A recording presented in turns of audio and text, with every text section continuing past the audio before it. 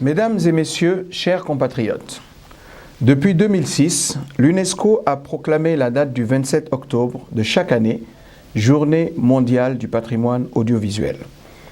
L'organisation internationale a demandé à chacun de ses États membres de la célébrer.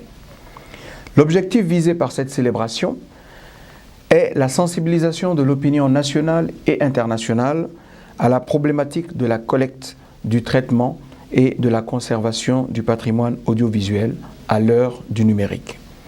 De nos jours, des milliers d'heures de programmes audio et vidéo sont menacés de disparition à très brève échéance, en particulier dans les pays en développement, faute de mise en place de politiques de conservation adéquates. En Guinée, le problème de la préservation et de la sauvegarde des archives audiovisuelles se pose avec une certaine acuité.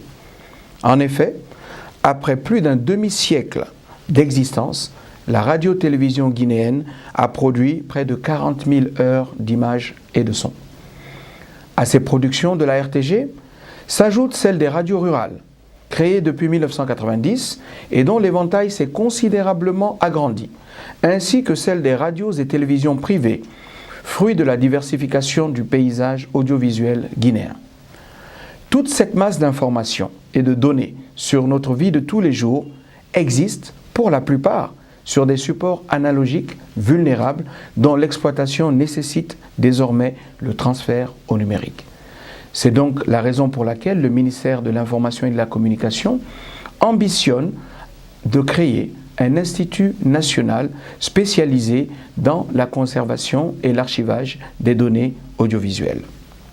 Mesdames et messieurs, la célébration de la Journée mondiale du patrimoine audiovisuel, ce 27 octobre 2018, constitue la manifestation d'une volonté politique en faveur du respect de la mémoire de nos devanciers, une reconnaissance de la place du passé dans la valorisation actuelle de notre patrimoine culturel. Cette valorisation passe nécessairement par la mise en place d'une politique cohérente de collecte, de gestion et de conservation des éléments d'archives audiovisuelles. Ce travail nécessite des moyens matériels et financiers importants que seule une conjugaison d'efforts du gouvernement, du secteur privé et des partenaires au développement pourrait permettre d'acquérir.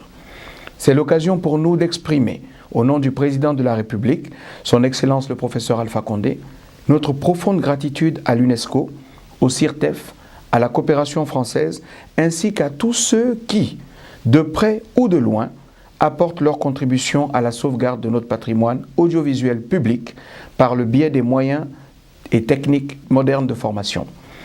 Vive la Journée mondiale du patrimoine audiovisuel au service de la paix et de l'unité nationale. Vive la coopération internationale. Je vous remercie.